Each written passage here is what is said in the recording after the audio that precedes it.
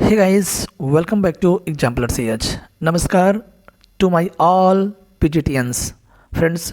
PGT के तहत हम लोग बात कर रहे हैं टीएस एलियट के बारे में। आज one liner on TS Eliot and his works, उनके कुछ इंपॉर्टेंट वर्क्स हैं फ्रेंड्स, आज उन पर इंपॉर्टेंट वन लाइनर है। और एक बात और जान लीजिए, वीडियो पूरा देखिए और आपको लगेगा कि इसी तरह के क्वेश्चंस पूछे जाते हैं। एक वर्क का बहुत सारे इंपॉर्टेंट वन लाइनर है। आइए वीडियो शुरू करते हैं। क्वेश्चन नंबर 1, यानी TS. Eliot is the greatest poet of modern age. तो मॉडर्न एज की बात कर रहे हैं। इनका जन्म 1888 हुआ था और इनका डेथ होता है 1965 में। तो श्योर है मॉडर्न एज के राइटर या पोएट हैं। इनका एक इंपॉर्टेंट वर्क है the love song of J Alfred Prufrock is T S. Eliot's dramatic interior monologue. Monologue मतलब वो व्यक्ति जो अपने खुद बोलता हो, सुनने वाला कोई ना हो। ड्रामेटिक इंटीरियर मोनोलॉग है टी.एस. एलियट। यह 1917 में आया था। Eliot starts writing this poem in February 1910। 1910 में फरवरी के महीने में उन्होंने इस पोएम को लिखना शुरू किया था। It is first published in June 1915। यह पहली बार 1915 जून 1915 में पब्लिश होता है। किसमें? तो a magazine of verse. Later it is included in 12 poem pamphlet Prufrock and other observation 1917। और बाद में इस पोएम को किसमें? प्रूफ्राक एंड अदर ऑब्जर्वेशन में शामिल कर लिया गया था 1917 में। तो फर्स्ट टाइम 1915 में पब्लिश हुआ था, सेकेंड टाइम 1917 में। तो एक मैगजीन ऑफ वर्स में और एक प्रूफ्राक एंड अदर ऑब्जर्वेशन में। द एपिग्राफ, एपिग्राफ का मतलब फ्रेंड्स सुक्ति होता है, यानी कहाँ से यह बेस्ट है। तो इसका जो एपिग्राफ है इज टेकन फ्रॉम दांते इन्फर्नो। दांते का जो इन्फर्नो वर्क है उससे यह बेस्ट है। फिर नेक्स्ट बात करते हैं Sweeney among the nightingales is T S. Eliot's poem. तो स्विनी एमॉन्ग द नाइटिंगल्स जो है टी.एस. एलियट का पोएम है। कह रहा है कि it is written in 1918 publish in 1920। तो कह रहा है कि जो स्विनी एमंग द नाइटिंगल्स है वह 1918 में लिखा गया था और 1920 में पब्लिश हुआ था। Nightingale stands for a prostitute. और इसमें स्विनी एमंग द नाइटिंगल जो है फ्रेंड्स, इसमें नाइटिंगल्स जो है प्रोस्टिट्यूट्स को बोला गया है। प्रोस्टिट्यूट्स यू नो बेश्या बोलते हैं ना, प्रोस्टिट्यूट को यहाँ पर स्टैंड किया गया है नाइटिंगल के लिए। In Sweeney among the nightingales, in Sweeney among the nightingales उस पोएम का नाम है। Sweeney is modern sexually degraded and uprooted urban person. कह रहा है कि डिगार्डेड और अपरूटेड, बहुत ही बेकार व्यक्ति था, शहरी व्यक्ति को बोला गया है स्विनी के नाम से। यानी स्विनी जो है एक व्यक्ति है जो बहुत ही डिगार्डेड और अपरूटेड व्यक्ति है, और नाइटिंगल्स जो है वेश्याओं के लिए बोला गया है, प्रोस्टिट्यूट्स के लिए बोला गया है। ठीक है, बढ़ते next. Eliot has taken the title from Elizabeth Barrett Browning. देखिए क्या कह रहा है कि जो टाइटल लिया था स्विनिंग एमॉन्ग द नाइटिंगल्स, तो वह टाइटल है एलिजाबेथ बैरेट ब्राउनिंग का, जो बियांका एमॉन्ग द नाइटिंगल्स है। देखिएगा, बियांका एमॉन्ग द नाइटिंगल्स, तो वहाँ से लिया गया है among the nightingales. The epigraph of the poem is Aeschylus Agamemnon. Agamemnon इसका एपिग्राफ है, सुक्ति कह सकते हैं। इट कंटेंस 40 लाइन्स, और यह जो पोएम है उसमें 40 लाइन है। हम बात कर रहे हैं स्विनी एमंग द नाइटिंगल्स की। बढ़ते हैं नेक्स्ट वर्क की ओर। द हालो मेन की बात करते हैं friends. The hello main is T S. Eliot's poem. It is publish 1925। तो कह रहे हैं कि टी.एस. एलियट का यह पोएम है। देखिएगा, जनरा भी पता करना चाहिए कि क्या है, और 1925 में पब्लिश होता है। 98 लाइन की यह कविता है। Eliot has taken the title from 2 poems namely. देखिए, द हालो मैन 2 पोएम के टाइटल्स लिया गया है। एक तो विलियम मॉरिस हैं जिनका वर्क है द हालो लैंड। तो द हालो लैंड से क्या ले लिए हैं? The hollow. And Rudyard Kipling's, Rudyard Kipling's the broken man, the broken man, और उनमें से एक मैन ले लिए हैं, यानी 2 वर्क से ले लिए हैं। और इनका वर्क हो गया है द हालो मैन। ठीक है फ्रेंड्स, चलिए ये भी इंपॉर्टेंट तथ्य है, ध्यान रखिएगा। Shakespeare has also mention the hollow man in Julius Caesar. तो कह रहा है कि शेक्सपियर भी हालो मैन का यूज़ किए हैं किसमें, अपने एक ड्रामा जूलियस सीजर में। The hollow man is personal poem. तो कह रहे हैं कि हालो मैन जो है एक पर्सनल पोएम है, किसका, टी.एस. एलियट का। रेप्सडी, रेप्सडी मतलब होता है असंबद्ध काव्य। Is rhapsody on a windy night. तो कह रहे हैं कि एक वर्क है, सॉरी, एक वर्क है rhapsody on a windy night, T S. Eliot lyric है, poem in free verse, free verse में लिखा गया एक लिरिक पोएम है। इट इज 6 लाइन स्टेंजा, तो 6 स्टेंजा में है rhapsody on a windy night. It compose 1911, और यह कब किया गया था कंपोज, 1911 में, और पब्लिश होता है 1915 में, बोले तो 1915 में। It is written is first person. तो कह रहा है कि यह लिखा गया है वह फर्स्ट व्यक्ति है, पहला व्यक्ति है। रेप्सडी का मतलब बता रहा है कि रेप्सडी मीन्स इंथियास्टिक, मतलब हर्षोल्लास, and high phloem composition. High phloem composition मैंने ऐसा कंपोजिशन है जो हाई फ्लोन है, मतलब अति प्रवाह वाला। बढ़ते हैं नेक्स्ट वर्क की ओर, Gerontion. Gerontion is Eliot's dramatic monologue, यह भी ड्रामेटिक मोनोलॉग है। It's 6 stanzas of free verse. तो फ्री वर्स का 6 स्टेंजा का लिखा गया एक ड्रामेटिक मोनोलॉग है जिसका नाम है जेरोन्सन। 1919 में कंपोज किया गया था और 1920 में यह पब्लिश होता है Gerontion. The title from the Greek word, जो टाइटल है जेरोन्सन वो जेरोन से निकला है, और जेरोन का मतलब होता है ए लिटिल ओल्ड मैन, एक छोटा सा बूढ़ा सा व्यक्ति को जेरोन्सन बोलते हैं।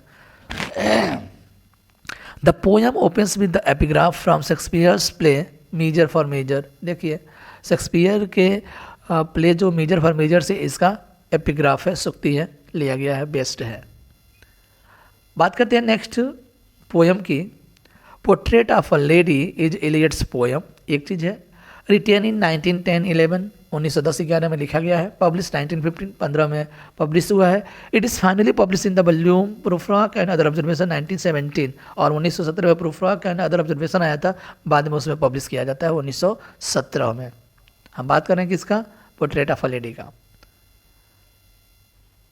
टाइटल की बात कर लेते हैं कि it's title from Henry James novel portrait of a lady. और टाइटल कहाँ से आया है, तो हेनरी जेम्स का एक नावल है पोर्ट्रेट ऑफ अ लेडी, वहाँ से यह उसके टाइटल को लिया गया है by T.S.. Elliott.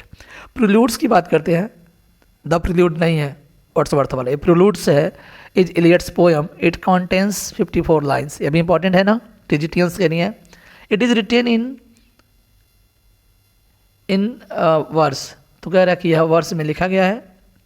It is in 4 parts which are irregular, और इसके 4 भाग हैं, जो भी भाग हैं वो इरेगुलर में हैं।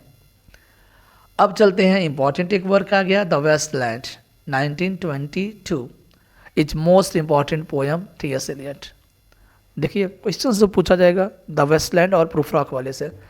It is an epic poem 434 lines, यानी 434 लाइन फ्री वर्स में लिखा गया, यह इपिक पोएम है। कौन सा पोएम है, इपिक पोएम है the Westland.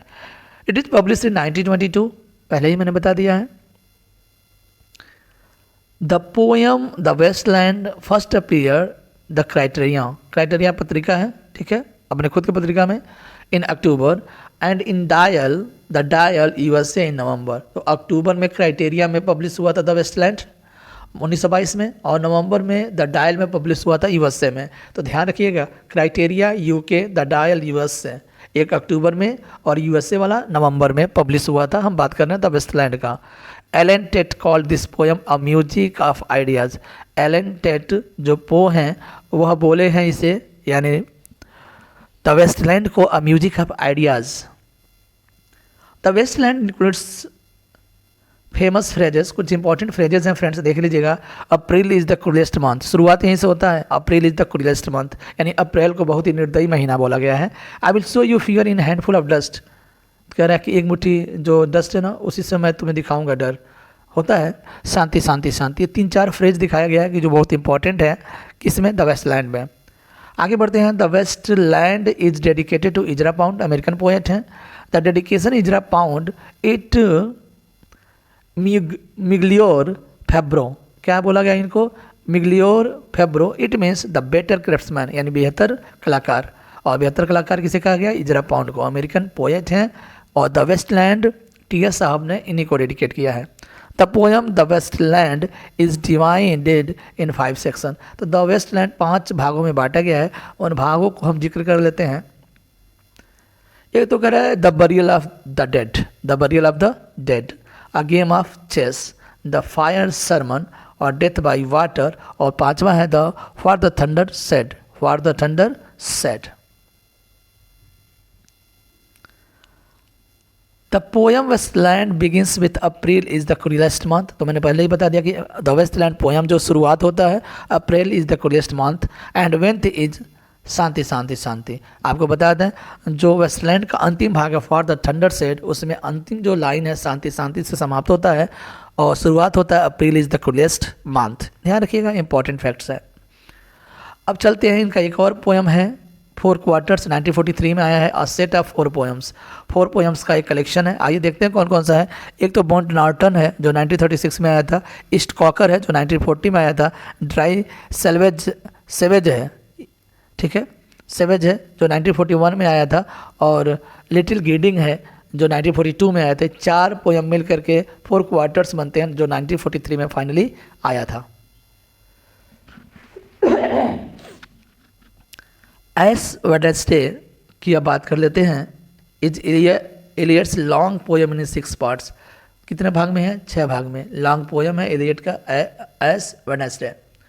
The title refers the first day of the month of the Lent. तो कह रहा है कि first day of the month of Lent की बात कर रहा है जो टाइटल है। It is also referred as is conversation poem. और ये क्या कह रहे हैं? कन्वर्सेशन, बातचीत किया गया है इसमें। It is religious poem, conversation poem है, साथ ही साथ रिलीजियस पोएम है। हम बात किसका कर रहे थे? एस वेडनेसडे का। अब चलते हैं, कुछ और इंपॉर्टेंट लाइनर है, फटाफट देख लेते हैं। T S stands for the Thomas Stearns. T S Eliot belongs to modern age. T S Eliot got Nobel Prize 1940 और ऑर्डर ऑफ मेरिट भी मिला था, ऑर्डर ऑफ मेरिट, ठीक है, ऑर्डर ऑफ मेरिट भी मिला था 1948 में। कंट्रीब्यूशन के लिए मिला था। T S Elliott was awarded US presidential award of freedom of 1964। तो प्रेसिडेंशियल मेडल मिला था कब? 1964 में। फैक्ट्स को बस जानिए।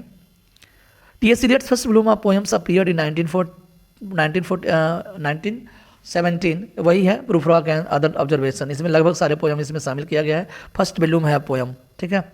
Elliott studies language and literature, the classics German, French, English and literature in Harvard University. तो हार्वर्ड यूनिवर्सिटी में उन्होंने क्या क्या सीखा? क्लासिक्स सीखा, German, French, English.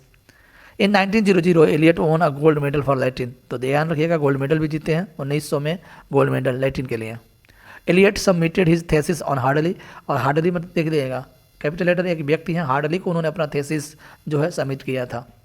1927 Eliot's became a British citizen. 1927 में वो ब्रिटिश नागरिकता ले लेते हैं। No I am not Prince Hamlet. तो आपको बता दें, ऐसा मत समझिएगा कि हैमलेट एंड हिज प्रॉब्लम्स लिया गया है, मैं पहले भी बता चुका हूँ। यह love song of Alfred J Alfred Prufrock से यह लाइन लिया गया है, no I am not Prince Hamlet nor was meant to be. तो इस लाइन को ध्यान रखिएगा, अल्फ्रेड प्रूफ्रॉक से लिया गया लाइन है। Prufrock is a Laforguean poem. I don't know क्या होता है, लफोर्गन पोएम होता है प्रूफ्रॉक। ये जान रहे हैं कि वो आयरनिकल है, ठीक है। Eliot owes lord metaphysical poets, और एलियट ने मेटाफिजिकल पोएट्स से बहुत कुछ लिया है। Eliot is charge with the obscurity work, obscurity work के लिए इन्हें आरोप लगाया गया था। T S Eliot immigrated to England from USA. तो कहाँ से गए थे? अमेरिका से इंग्लैंड गए थे। लव सॉन्ग दिल प्रूफ्रॉक इज साइकोलॉजिकल ड्रामा। कह रहा है कि पोएम है लेकिन साइकोलॉजिकल ड्रामा बोल रहा है। The title of the poem love song of J Alfred Prufrock in ironical, मैंने पहले ही बता दिया। T S Eliot desire his bones be buried is East Coker in the family tomb of Eliots. देखिए क्या कह रहे हैं कि एलियट के जो फैमिली टॉम है उसके बगल में उनकी हड्डियों को तो क्या किया जाए? दफना दिया जाए। सिर्फ हड्डियों को, एक्चुअली ये क्रिमिटेड किए गए थे क्योंकि ब्राह्मण फैमिली से थे। इनका दाह संस्कार हुआ था, उनकी हड्डियों को उनके फैमिली टॉम के बगल में बरीड करने के लिए इनकी इच्छा थी। His epitope is in my beginning is my and. ये देखिए उनके जहाँ बना हुआ है कब्र के पास जो शिलालेख होता है ना, एपिटॉप, उस पर लिखा है in my beginning is my end. जो मेरा शुरुआत है वही मेरा अंत है, ऐसा एपिटॉप, इंपॉर्टेंट एपिटॉप है टी एस एलियट का। जॉर्ज वाटसन ने बोला है कि Eliot made English criticism look different but not a simple sense. इन्होंने किसने बोला है? जॉर्ज वाटसन ने बोला है, ये भी इंपॉर्टेंट है। कह रहा है कि अपने आलोचनात्मक चीज़ों को अलग देखा है लेकिन सिंपल सेंस में नहीं। T S. Eliot said my mind may be American, हाँ मेरा जो दिमाग क्या हो सकता है, अमेरिकन हो सकता है, but my heart is British, लेकिन मेरा दिल जो है वो ब्रिटिश है। टी.एस. इलियट की लाइन है। एलेंटेड poet and critic, I know him for 36 years. कह रहे हैं कि एलेंटेड पो जो है, कह रहे हैं कि मैं उन्हें 36 सालों से जानता हूँ। और Eliot was the greatest poet in English of 20th century, और ग्रेटेस्ट पोएट हैं 20th सेंचुरी के। He had the same relation to this age Samuel Johnson to the, यानी जो कुछ सैमुअल जॉनसन ने 18th सेंचुरी को दिया है ना, वही चीज़ 20th सेंचुरी को देकर गए हैं। टी.एस. इलियट के बारे में बोल रहे हैं एलेंटेड पो, और सैमुअल जॉनसन से उन्होंने तुलना किया है, यानी जो कुछ भी सैमुअल जॉनसन ने 18th सेंचुरी में किया है, सेम वही 20th सेंचुरी में टी.एस. साहब ने किया है। His hippopotamus is a satire and church, church पर एक सटायर है।